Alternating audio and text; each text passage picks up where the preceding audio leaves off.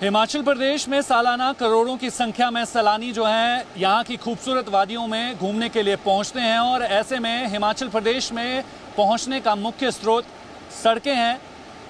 सड़कों में महत्वपूर्ण सड़क कीरतपुर मनाली नेशनल हाईवे है और इस सड़क में 40 किलोमीटर के हिस्से पर व्यास नदी का खतरा कैसे मंडरा रहा है, इसकी हकीकत जानने के लिए हमारी जी मीडिया की टीम आज ग्राउंड ज़ीरो पर जाकर एक महत्वपूर्ण खबर जो है वो आपको दिखाने वाली है। नमस्कार, मैं हूं संदीप सिंह।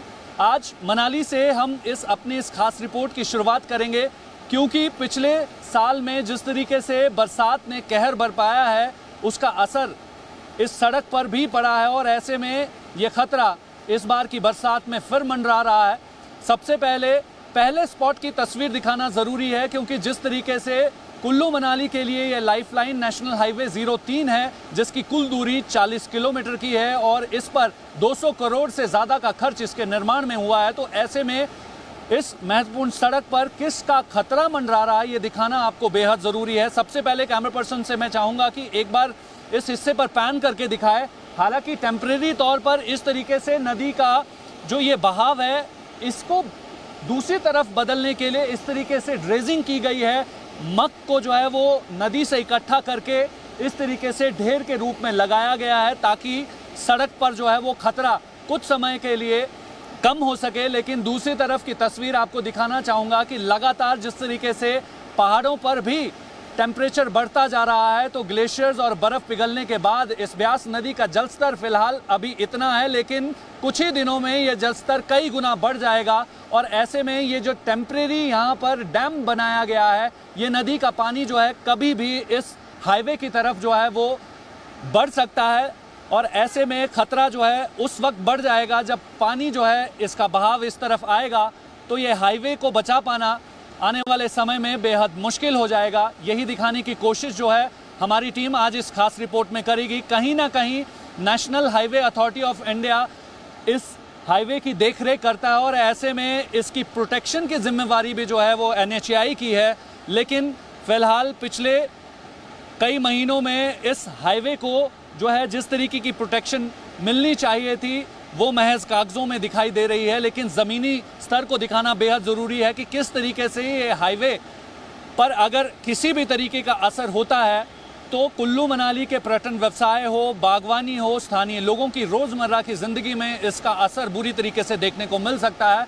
इसी हाईवे से होकर जो है लाहौल स्पीति पहुंचा जाता है और इसी हाईवे से यूटी लद्दाख को महत्वपूर्ण कनेक्टिविटी मिलती है जिसकी वजह से ये सड़क सामरिक दृष्टि से अति महत्वपूर्ण है। ऐसे में इस हाईवे के कई हिस्सों पर व्यास नदी का खतरा बुरी तरीके से मंडरा रहा है। अगर इस पर ठोस कदम नहीं उठाए गए तो इस बार की बरसात में ये नेशनल हाईवे के कई हिस्सों का नामो निशान पूरी तरीके से मिट जाएगा। ये कैसे, आप बने रहिए हमारी इस खास रिपोर्ट में। हम तमाम उन रेड स्पॉट से आपको हमारी ये खास रिपोर्ट पर जो है ये कवरेज दिखाएंगे।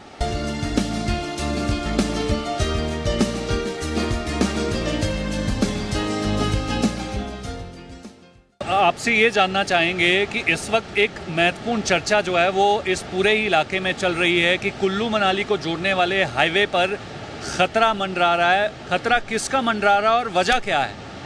देखिए, सबसे बड़ा जो कुल्लू मनाली के लिए खतरा जो मंडरा रहा है वो हमारे साथ में जो ये ब्यास नदी बह रही है इसकी वजह से खतरा काफ़ी ज़ोरों से हो चुका है। पीछे आपने देखा कि हिमाचल, कुल्लू मनाली हर जगह फ्लड्स आए तो सबसे ज़्यादा जो नुकसान NH को हुआ है वो कुल्लू मनाली वाले एरिया में काफ़ी ज़्यादा नुकसान हुआ है। हमारे जितने भी रोड्स थे वो सारे बह गए और जितने भी डबल लेन किए हुए थे रोड्स, 4 लेन किए हुए थे कई जगहों पे, वो सब बह गए हैं।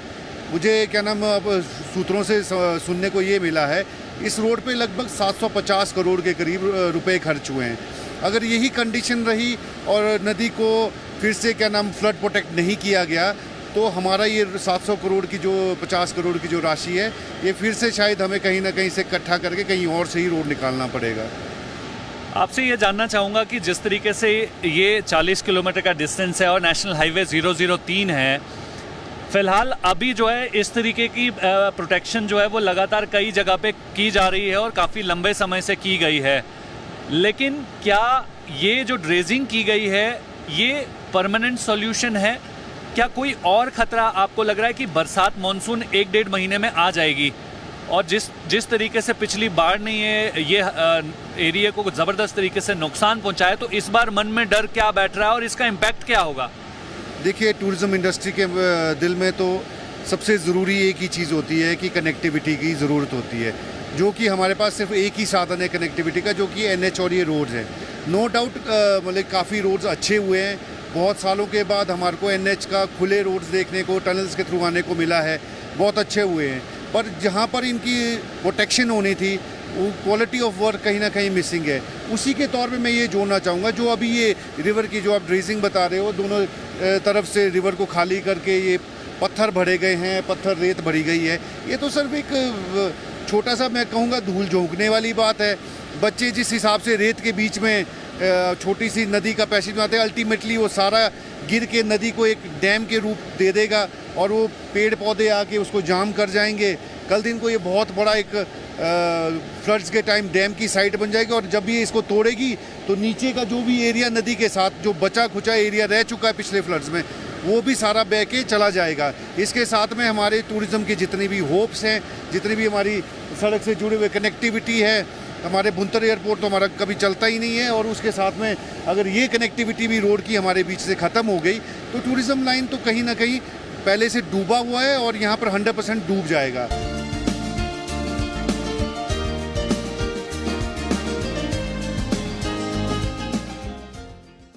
चलिए, स्थानीय लोगों से जानना ज़रूरी है, क्योंकि यहाँ पर रहने वाले लोगों से ही समझा जा सकता है कि यह खतरा क्यों बना हुआ है। सबसे पहले आपका नाम जानना चाहूँगा, और जिस तरीके से हम देख रहे हैं कि मनाली के इस स्पॉट से लेकर कुल्लू तक कई ऐसे स्पॉट हैं जहाँ पर नदी जो है वो कभी भी सड़क की तरफ मुड़ सकती है, क्या नामो निशान भी मिट जाएगा? सच्ची बात है ये? हाँ जी, हो सकता है जी, बिल्कुल हो सकता है। यहाँ से अगर दीवार देंगे तभी रोक होगी। दीवार ये नीचे लगा रहे हैं, अगर ये नदी अगर इधर से घूम गई तो इस दीवार का भी कोई फ़ायदा नहीं है। तो अभी तो पानी बिल्कुल बढ़िया है, कितना गुना पानी बढ़ जाता है और बाढ़ जब आती है तो फिर उसके बाद ये किस तरीके से डैमेज करती है? ये तो 4-5 गुना 6 गुना ज़्यादा बढ़ जाएगा जी पानी। फिर जिस साइड को पानी की स्पीड रहेगी उस साइड को फिर ये नुकसान करता हुआ जाएगा। तो कुल्लू तक कितने ऐसी लोकेशन है जहाँ पर ये नदी अगर पानी बढ़ा तो हाईवे ही नहीं रहेगा? ये जी लास्ट ईयर से जो बाढ़ आई उससे काफ़ी नुकसान हो, उस वजह से काफ़ी जगह लोकेशन बन चुकी है ऐसी कि जहाँ पे पानी किसी भी साइड को घूम सकता है, कोई वो नहीं बोल सकते इसका। तो ये हाईवे अगर डिस्कनेक्ट होता है तो कितनी परेशानी होती है? जी, हर चीज़ की परेशानी हो जाएगी यहाँ पे। फिर लास्ट टाइम वाला हाल हो जाएगा। तो बसें, वॉल्वो बसें पहुँच पाती हैं क्या? नहीं पहुँच पाती जी। फिर वो कुल्लू तक ही। वॉल्वो बसें आती हैं रोज़ाना? कम से कम भी 70-80-100 के आसपास आजकल अभी आ रही है करंट। सर अब ये तो मौसम पे और इस पे डिपेंड करता है, लेकिन अगर जैसे पिछले साल हुआ है वैसा ही होगा तो खतरा तो बनता ही है। किसको खतरा है? आम पब्लिक को, ट्रांसपोर्ट को, सबको ही आता है दिक्कतें। हाईवे को तो हो गई ना सर। तो ये डर लग रहा है कि अभी जो ये हाईवे जिस पे सड़कें जो है वो थोड़ी ठीक कर दी गई है, गाड़ियाँ चल रही हैं, तो कनेक्टिविटी टूट जाएगी क्या? सर पॉसिबल हो सकता है, नहीं भी हो सकता है, लेकिन अगर होगा तो फिर दिक्कत तो होती है। क्यों होगा? लोगों को आने जाने में, राशन में, कई चीज़ें ऐसी है जिनकी वजह से दिक्कत होती है लोगों को। तो ब्यास का खतरा कितना मंडरा रहा है, और जो जिस स्पॉट पे हम लोग खड़े हैं तो यहाँ पर इस तरीके से चैनलाइज कर दिया है ड्रेज करके, तो इससे क्या नदी का बहाव इस तरफ आने से रुक जाएगा? सर बोल नहीं सकते अब नदी किस तरफ को घूम जाएगी, लेकिन जिस हिसाब से काम करे उस हिसाब से तो घूमेगी, तो उतना भी। हाँ जी, बस स्टैंड को भी हो सकता है।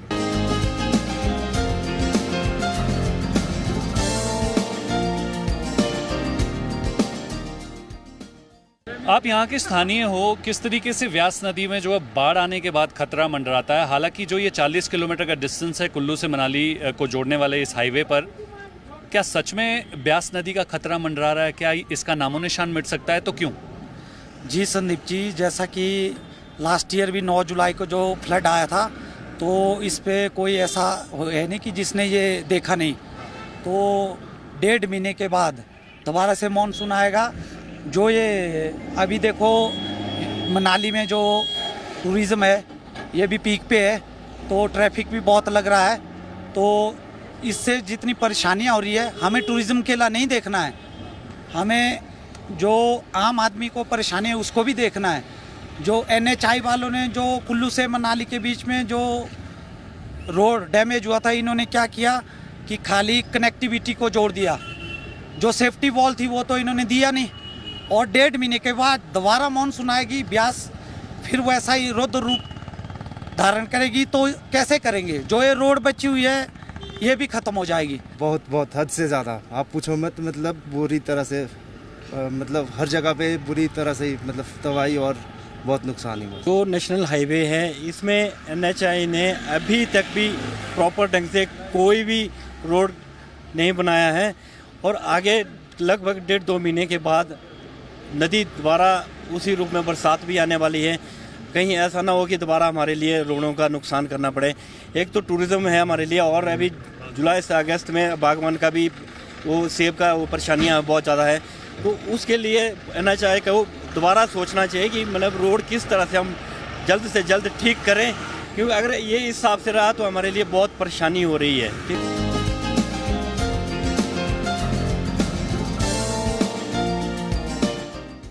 मनाली से महज 6 किलोमीटर की दूरी के दौरान इस नेशनल हाईवे पर पिछली बरसात में क्या कुछ इम्पैक्ट पड़ा है वो हमने तस्वीरों के जरिए दिखाने की कोशिश की है। और इस 40 किलोमीटर के डिस्टेंस में हम उस सबसे खतरनाक स्पॉट को दिखाने की कोशिश कर रहे हैं, जिसकी वजह से इस हाईवे को आने वाले समय में ज़बरदस्त तरीके से नुकसान हो सकता है, जिसकी वजह से कुल्लू से मनाली के बीच कई इलाकों से कनेक्टिविटी टूट सकती है। ऐसी ही एक लोकेशन पर खड़ा हूँ, इसकी तस्वीर दिखाना भी बहुत ज़रूरी है।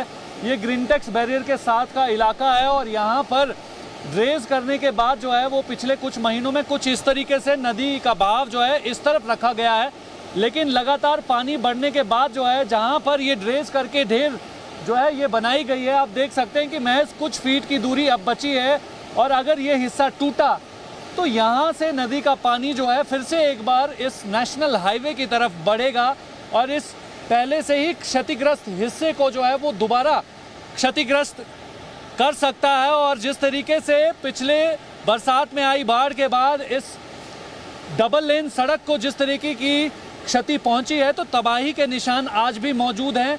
यहाँ पर ज़मीनी स्तर पर इसकी सेफ्टी के लिए क्या काम किए गए हैं उसकी तस्वीर जो है वो अपने आप असलियत बयां कर रही है।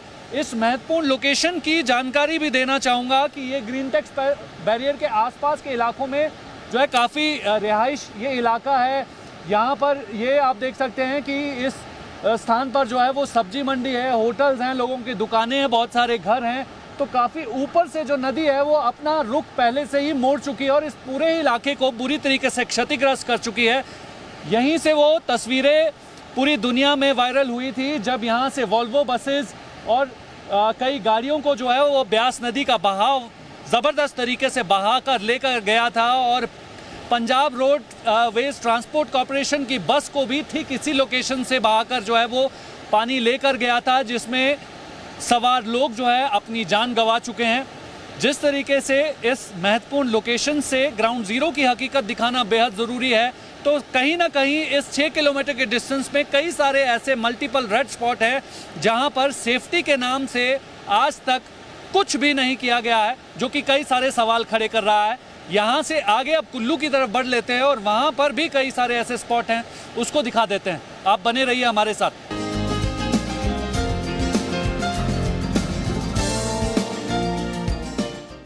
आप लोगों को किस बात का डर सता रहा है? ये नेशनल हाईवे क्या डिस्कनेक्ट हो सकता है? क्या वजह क्या है? ये ऐसा है ना, जो पिछली बार जब बाढ़ आई थी उसके बाद कोई भी ऐसा प्रॉपर काम यहाँ पर हुआ नहीं है। जिन्होंने किया जो ये मकता सारा उठा लिया, और अभी भी जो इन्होंने क्या नाम बोल रहे थे दीवार लगा रहे हैं वो कुछ नहीं किया हुआ है। जहाँ पर मेन जगह थी वहाँ पर तो ऐसे ही छोड़ दिया हुआ है, जहाँ पर ज़रूरत नहीं थी वहाँ पर इन्होंने चैनलाइज कर दिया है। तो इससे तो आने वाले टाइम में तो ऑप्शनली जहाँ इन्होंने चैनलाइज किया हो वहाँ पर पानी जाएगा नहीं, जो मेन रास्ता दरिया का वहीं से आ जाएगा वो। तो आपको क्या लगता है कि जो इस बार की बरसात है वो मनाली के लोगों के लिए डर पैदा कर रही है, आप लोगों के लिए डर पैदा कर रही है कि कनेक्टिविटी फिर से टूट जाएगी? देखो, हम तो सब्जी मंडी की बात करेंगे जी। हमारा जो वाला सबसे ज़्यादा क्षतिग्रस्त हुआ था लास्ट ईयर, वो हुआ था हमारा सब्जी मंडी। तो हमारे वहाँ से जो पीछे से बाउंड्री वॉल तो कुछ नहीं रही, जो 1-2 मकान थे जिससे लास्ट ईयर हम लोग सेफ थे। अब तो हमको डर महसूस हो रहा है कि डायरेक्ट अब दरिया हमारे ऊपर ही आएगा। दरिया उधर से पर से जहाँ से जाता था, जहाँ चैनलाइज की ज़रूरत थी वहाँ किया नहीं। ये ठेकेदार आदमी को किसको टेंडर देते हैं? ये मतलब माल बेच रहे हैं दरिया से निकाल करके, और यहाँ ये सड़क रहेगी नहीं। और आपके ये वाले पोर्शन पर तो हम देख रहे हैं कि सिर्फ कुछ फीट सबसे बड़ा ये रेड जोन आई है, ये जो पॉइंट यहाँ पे हुआ ये तो हमारी लेगा, यहाँ पे ये हमारी शॉप्स को लेके जाएगा, ये हमारे तो भी नहीं बचेगी। हम भी तो बाई चांस तब बच गए जब यहाँ पे एक वॉल्वो फंस गई, अदरवाइज बचते ही ना पहले भी।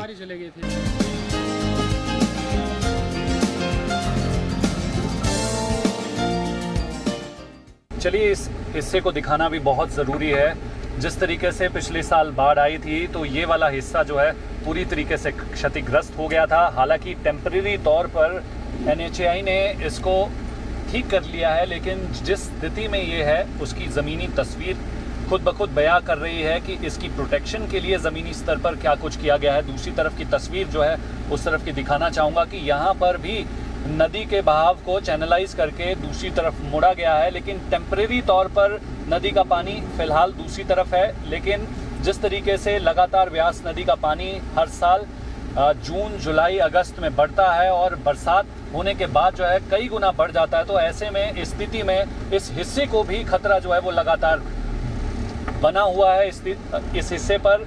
और जिस तरीके से मौजूदा स्थिति है, आने वाले समय में जिस तरीके से बरसात दस्तक देगी तो इस इलाके पर भी खतरा मंडरा रहा है।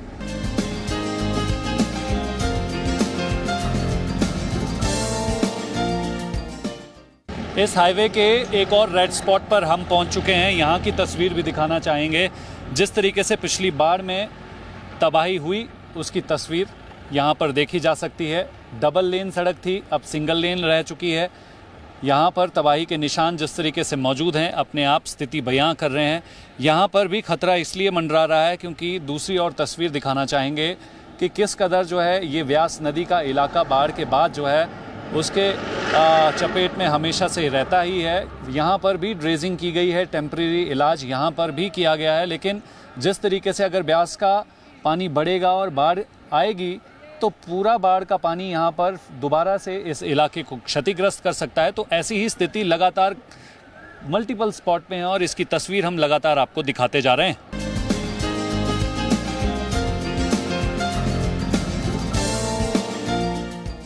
बीस किलोमीटर से ज़्यादा का सफ़र तय कर लिया है अब हमने, और इस लोकेशन को भी दिखाना बेहद ज़रूरी है। पतली कुल के पास हम इस वक्त मौजूद हैं। किस तरीके से व्यास नदी का इम्पैक्ट इस इलाके पर भी पड़ता है। बेशक यहाँ पर रहायश इलाका, मार्केट है, उस पर बाढ़ का खतरा लगातार बना रहता है, लेकिन इसी इलाके के बीचों बीच से होकर ये नेशनल हाईवे गुजरता है।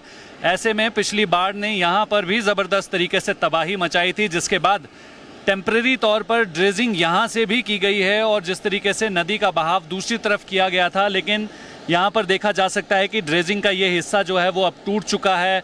पानी धीरे धीरे से अब पुराने कोर्स की तरफ जो है व्यास नदी का आना शुरू हो चुका है। और दूसरी तरफ की तस्वीर आपको दिखाना चाहूँगा किस तरीके से जो ये चैनलाइज करा है, ये एक टेम्परेरी इलाज है, लेकिन दूसरी तरफ आज भी इस जगह पर भी इंतज़ार किया जा रहा है कि परमानेंट सॉल्यूशन जो है इस इलाके को सुरक्षित करने के लिए किया जाए।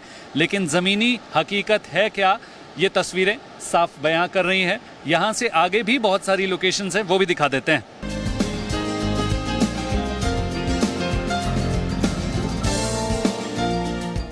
इस इलाके के स्थानीय लोगों से भी बातचीत करना बहुत ज़रूरी है। पिछले साल जो बाढ़ आई उसके बाद इस इलाके को किस तरीके से क्षति पहुंची और अब अगली जो ये बरसात का दौर है उस पर क्या डर सता रहा है? सर बात ऐसी है, पिछली जो 8 जुलाई को बाढ़ आई है और हिमाचल प्रदेश में हर जगह क्षति हुई है, लेकिन जो मतलब मनाली एरिया है वहाँ पर ज़्यादा नुकसान हुआ है इस बाढ़ से। तो मैं चाहता हूँ कि ये कई वर्षों के बाद इस बार थोड़ा ज़्यादा हादसे हुए हैं, इसमें लोगों का जान माल का भी हानि हुई है। तो आने वाले समय का अभी जो हो रहा है मतलब कि बहुत कठिन आ सकता है। कहाँ ऐसे है, इससे कहाँ बचेगी सर? यहाँ पे RCC भरनी चाहिए थी, वो कहाँ डाली हुई है, सिर्फ पानी ऐसे ही परेगा छोड़ा जा रहा है, कहाँ रुकेगा? बरसात का जो पहले इतनी बड़ी बड़ी RC लगी थी वो चले गई, ये तो है क्या? इधर उधर जाना ड्यूटी, कोई बच्चे स्कूल, कोई कुछ, कोई अपना बिजनेस वाले, उनको परेशानी होती है। तब उस कारण अगर ये वाला बनता ना तो परेशानी नहीं होगी। तो यानी यहाँ से लेकर मनाली तक कई ऐसे स्पॉट है जहाँ पर ये टेम्परेरी इलाज किया है, ये इससे कुछ नहीं होगा? इससे कुछ नहीं है सर, इससे संतुष्ट नहीं है।